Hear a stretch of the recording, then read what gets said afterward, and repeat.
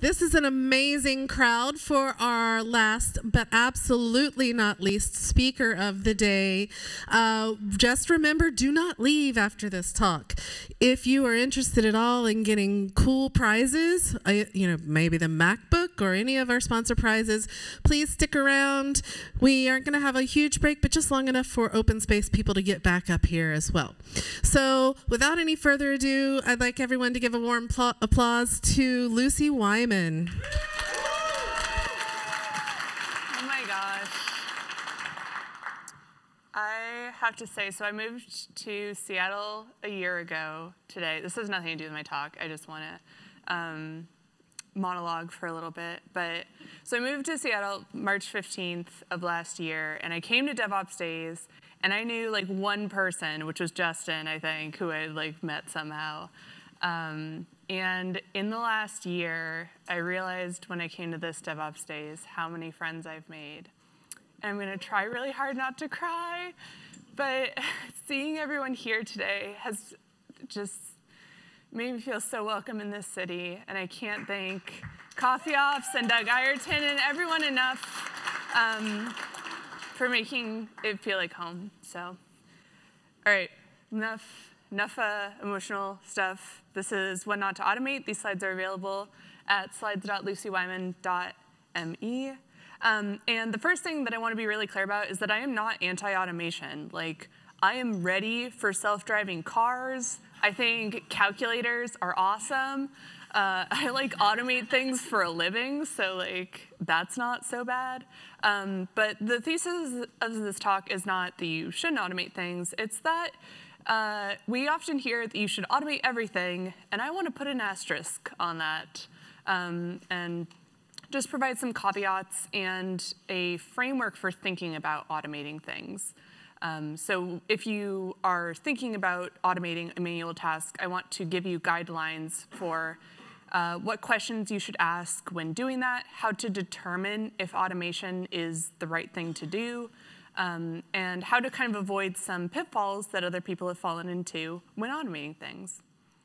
So that's what we're going to talk about. I also like to define all my terms at the beginning because words mean different things to different people. And then, yeah, we'll go through that kind of framework of what to consider when automating, and then talk about automation gone wrong and the lessons we can learn from that. So first, who am I? I know this has a lot of text on it. I originally had a picture of me, but I think that you can see me on the stage.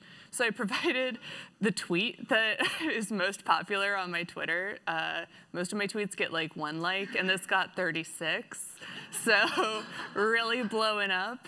But yeah, I'm a software engineer at Puppet. I was recently asked if I wanted to be a Bolt influencer. Bolt is the project I work on, and I was like, heck yes, I do.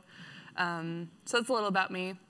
So the very first question that you might have is, what is automation?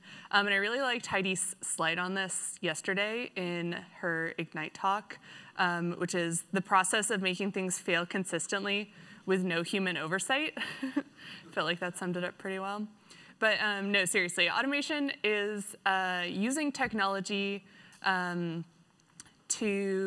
automation is the technology by which a process or procedure is performed without human assistance. And that can mean a lot of things. When I first started writing this talk, I thought a lot about software and software automation, but in looking at examples and kind of researching automation, it will surprise no one. You know, we've all heard this is like the 4th technical revolution or whatever. So people have been automating things for a long time in more manual ways, and now we just think of that as software automation, or at least I do. Okay, why do we automate things? I think that there are a lot of really good reasons for automating things. So saving human time, machines can do things a lot faster than we can, and it is not boring for them. They can often do things in the same way. Yeah, looking up all of these how it's made GIFs was a lot of fun. I highly recommend just looking up how it's made GIF. Yeah, so you have more consistency and stability and less mistakes in the things that you're outputting, right? If a machine is ideally doing that. That's not to say that machines never fail. they totally do. But I think that they fail less often than humans do. Gives you some visibility into those processes. I think that one of the best ways to like learn a process is to try to automate it, because that really forces you to enumerate each and every step of that process. A really good example of this might be like baking, where if you like go to actually write out the recipe, you will realize how many things you do that you don't even really think about, right? Like you forgot to add chili powder to your tacos because it wasn't in the recipe and like does not taste the same. So providing that kind of visibility into processes is something that automation can help with. And just because we don't enjoy a task, like humans have feelings in a way that machines currently mostly don't, question mark. Yeah, I think that we underestimate the value of human interest and passion. And I think being able to use human interest and passion in the places where we have it and use machines for the things where we don't has really enabled humanity to like just live better lives and like do the things that we actually want to do, as opposed to more menial tasks. And I think that that's kind of a soft, fuzzy thing to think about, right? Like it feels like, oh, like if I like my job, that's just a bonus.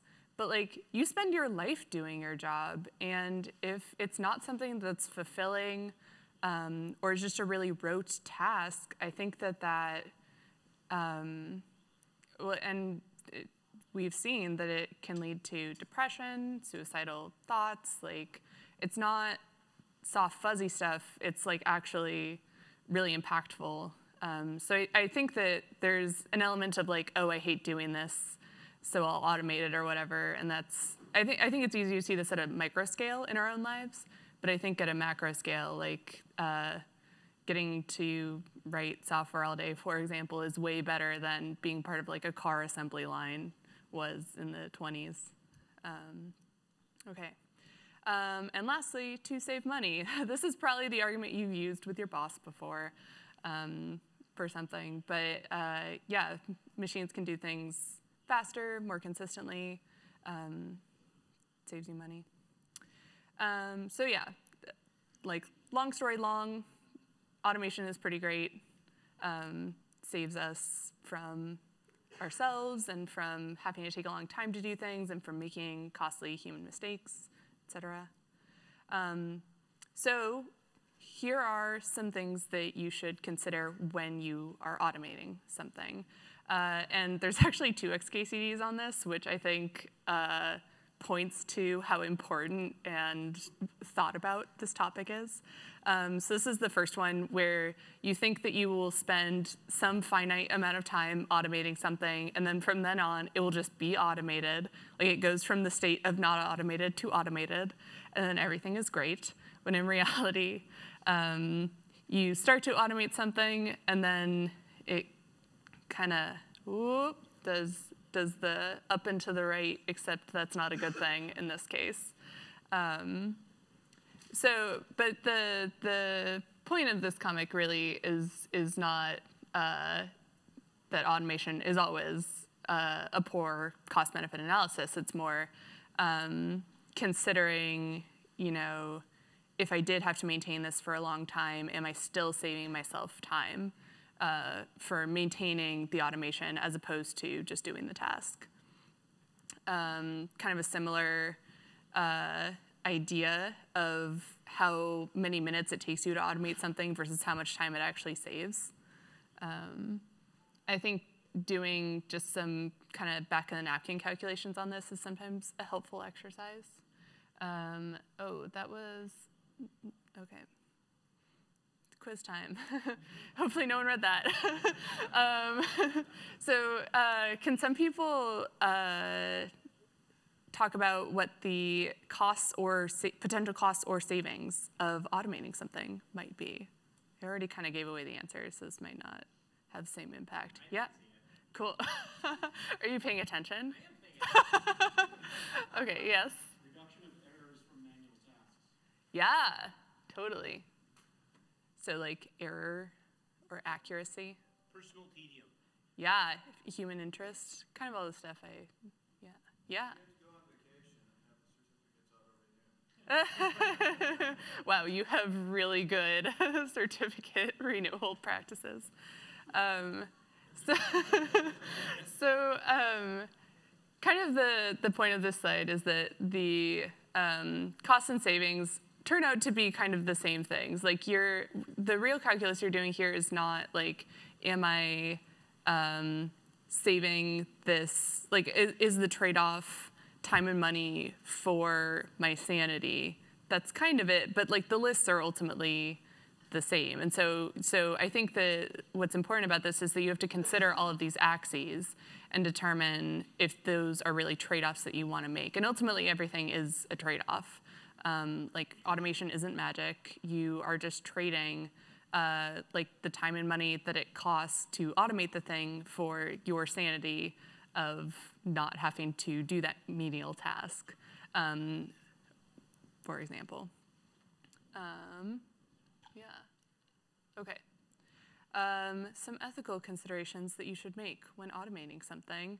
The first one is who profits from the automation. And I think this is well, they're all hard questions, but I think that sometimes the people who are doing the automation are the people who profit. And I think that it's hard to consider who might be impacted by that automation. I know I'm talking really vaguely right now, but there will be examples at the end, and I don't want to like spoil them. But I think you have to consider, who's maybe not profiting from this or losing or not being considered in the conversation.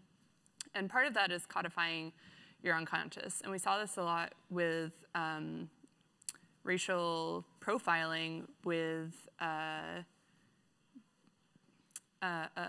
police, facial recognition. So yeah, some police departments have been using facial recognition in order to look at, try to identify perpetrators. And because the data set that they are using is inherently racial, people who were of color were often misidentified as people who had committed crimes and then sent to jail for that. And so I think that there's unconscious bias not only in people's minds as they are automating a task, but also in the data that we use to perform that automation and to teach machines how to think like we do. And that's a really hard thing to be aware of because it is inherently your unconscious bias. So I think the important thing here is to try to take steps to make the unconscious bias conscious. And I think a lot of that starts with education, trying to train yourself, trying to advocate for training at your organization, wherever that is, your company. Yeah, tough stuff. Who might this impact and what are the impacts? Again, I think that this is one of those hard things to enumerate where it's easy to think about all the ways that this will impact you personally. And I think that an important part of automating is making sure that more people are in the room in order for them to have a voice to be able to say, this is going to impact me in this way that you would not have known about if I wasn't here. And trying to make sure that everyone who will be impacted knows what the consequences of that will be and that that's taken into consideration.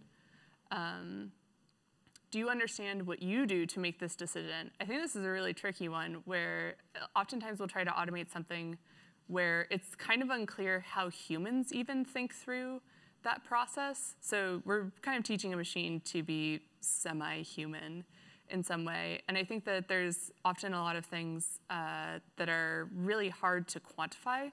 Hiring is the example that comes to mind where when you're screening candidates, I think that there are definitely some boxes that your organization might or might not need to be checked. And that's easy for a machine to verify. But I think that there's also a lot of context and really hard to understand decisions that humans are making as part of that process that are really difficult to teach to a machine, like all of the context of gender bias in our industry. Is something that a hiring human would take into account and would say, oh, I know that we are lacking in this diversity, and so this person would bring this interesting new perspective to the team that they need. And so even though they don't have this qualification, they might still be a really valuable part of the team. That's really hard to encode all of those different, and that's just one small example of like all of the other complexities of what you have to consider when evaluating if someone is a good fit for your organization. And then, are the parameters limited and well understood? Kind of related to that is like, just are these small in scope? Is it easy to quantify them and know them? Kind of going back to the recipe example, like a recipe is the perfect kind of automation because it's very easy to weigh everything out. You have a totally set list of ingredients, and so that's an ideal candidate for being able to make packaged and processed food. Like it's easy to have a recipe for that. But yeah, things like hiring, much less well understood of like what are the parameters that will make a human good at their job, and how do we know that about them before meeting them? That's really hard. All right. So one of the potential consequences of automating something is job loss, and this often comes up when I give this talk. Is people, one of the first like unintended consequences they think of when they think of automating gone wrong is people lose their jobs because they're automated out of a job. And we've actually seen in previous industrial revolutions that people don't, like on a micro level, people will lose their jobs. Like there will be an individual whose job will be automated away and then they will no longer have work. But at a macro scale, like there's not fewer jobs to be had. People just do more interesting work. And hopefully we can have like social constructs that can allow the people whose jobs are automated away to learn those new skills and to get more interesting jobs. So a good example of this is ATMs, or automated teller machines. And what they found in this study is that when ATMs were introduced in 1989, 1990, they expected that there would be like no more tellers. They were like 10 years from now, like people won't even know what a bank teller is. Instead, what happened is the job of the bank teller changed because people were using ATMs to get their money, so they would go into the bank less. But when they did go into the bank, it was because they wanted to actually talk to a human about their banking needs. And so because of that, banks actually just opened more branches because people like were using their bank more frequently because of ATMs, because it was a smoother process. And so the number of tellers at banks actually tripled because they needed to staff more tellers because there were more banks, because people like were using the banks more. And so the point of the story is that the teller job did not go away. It just changed from counting money to sitting down with the person one-on-one and spending an hour with them and talking about what their financial needs were. So that's kind of an example of how jobs don't disappear, they just change with automation. Okay, and then the very last thing to consider is, are the profits of your automation evenly distributed? And this kind of goes back to that first question to ask yourself when you're thinking of automating something, of like, who is benefiting from this? I think another question to ask is, are the profits of it distributed amongst the stakeholders in an even way? Okay, so a couple of examples of things that you might not want to automate. So the first one's a pretty standard, like you probably wouldn't even consider automating this, but really low volume tasks. So things that don't happen very often. I think onboarding is kind of a good example of, I know some places will try to have like a little interview thing, but then that quickly becomes out of date if you're not someone like Amazon who's onboarding people daily or weekly. So instead, I think writing really good docs on how to do something that's kind of low volume and might change frequently is a good idea. Tasks that require human context and have many decision points. So if you're writing a case statement and it gets to be over 50 lines, you might reevaluate something. It's making too many decisions. Things where you have to think about your user experience. I forget what example I had in mind for that, but and especially complex tasks. I feel like I'm restating a lot of the points that I've just stated, but apparently that's a thing that's good to do when public speaking. Yeah, and I think that there's also an element for high-risk tasks, and actually this is kind of an interesting example because I think that there are a lot of times where automation is ideal for high-risk tasks because machines make fewer mistakes, et cetera, et cetera. But an issue that gets run into with automating high-risk tasks is like, if the thing breaks, who do you blame? And people kind of like having someone to blame. So in talking to people around developing this talk, a lot of the managers, especially that I talked about liking to have a human verify that the automation for a high-risk task is correct, just because, I mean, then you have a human set of eyes on it. You can have that checkpoint, but it also imbues a sense of responsibility to that person.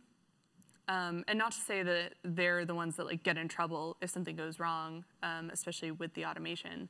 But I think it is to say that there's, yeah, a level of responsibility or ownership that people should have over high-risk things. I don't know, something to think about. I don't know if I fully agree with that reasoning behind automating high-risk tasks, but it came up a lot, so I added it. Okay, and a couple of other things to look out for when automating something. It can make you lose sight of your original goal. I know that I've gotten into rabbit holes of writing bash scripts where I just want it to work and I just want it to work, and then I've invested way more time than it was ever going to save me. And furthermore, I'm not even really solving the problem that I initially set out to solve. It can be difficult to adopt. I'm sure we've all been onboarded onto a team where they have some super weird process that was automated that makes it hard to do what you're trying to do. It can cause failure at scale, similar to the slide we saw at the very beginning. Oh my gosh.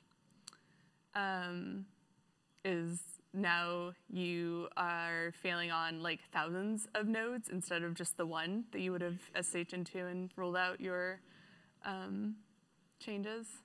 Okay, so this is kind of the fun part of the talk, automation gone wrong. This first one is a tweet from Jack Rayner and says, "Dear Amazon, I bought a toilet seat because I needed one. Necessity, not desire. I do not collect them. I am not a toilet seat addict. No matter how temptingly you email me, I am not going to think, oh, go on then, just one more toilet seat. I'll treat myself." So yeah, this is a case where someone bought one thing on Amazon, and then Amazon was like, oh, you want more of that, right? Because that's how their automated marketing works. So kind of a funny example, and these examples will escalate in severity. Kind of a similar one is, it's a little fuzzy, but this person is buying a baseball bat, and then the suggested other things you might want to buy is brass knuckles. Wow, it's getting way more laughs than I thought it would. This is amazing. Okay. Another issue that was kind of interesting was on Facebook. Breastfeeding, photos of women breastfeeding were flagged automatically as nudity because it's a naked human breast. And so computers were oh, not okay. And that really raised the question of like, well, why isn't a breastfeeding picture okay? Like it's a totally different tone than what you're trying to prevent on the site, and like can have these larger impacts where like being a mother is seen as inappropriate and like you're just feeding your child, you're not, and the idea of like not being allowed to do that in public or of that being like unsightly or inappropriate in any way. Yeah, this was a less funny example of automation gone wrong. Luckily, there was a group that just lobbied to Facebook, like, hey, this is an issue and it's not okay. And Facebook was like, yes, absolutely. And so they changed their process, and now this happens much less frequently. Stock exchange automations. So there was a case, I don't know what year it was actually, but basically the New York Stock Exchange is very much, right, like high frequency trading. Most of that's computers. One time, someone put an extra zero somewhere, and you know the New York Stock Exchange dropped like, I don't even know, 80,000 points. Is that a number? Like, something went really wrong, and like it luckily got fixed, but it did cost people a lot of money because people saw that their stocks were losing value really quickly and did actually take action on that, and that was kind of irreversible.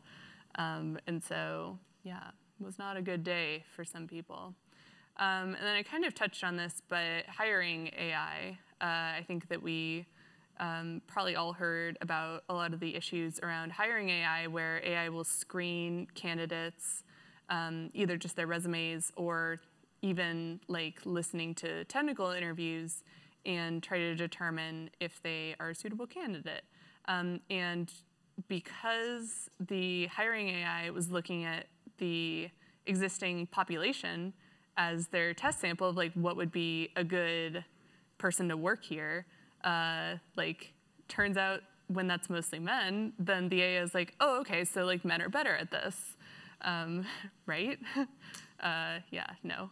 So that's just one example, and there's, I think, a lot of other complexities in hiring and assessing who would be good at a job that are really lost and are kind of impossible to automate. And then facial recognition software. I talked about this one as well, where police departments started using facial recognition to identify perpetrators, which did not go very well, and had really severe consequences of people being wrongly convicted and sent to jail when they did nothing wrong. Okay, so the takeaway, again, don't be afraid of automation, but automate with respect. Or does anyone know who Michael Pollan is, the food writer? Yeah, what does it? Can anyone tell me the like 6-word? Yes. Yeah. Eat food, not too much. Not too much, mostly plants. Mostly plants. Eat food, not too much, mostly plants, in that spirit. Automate software, not too much, mostly maths. All right. I read some stuff in order to make this talk, and are there any questions? First, let's give her a Yay. hand. Also,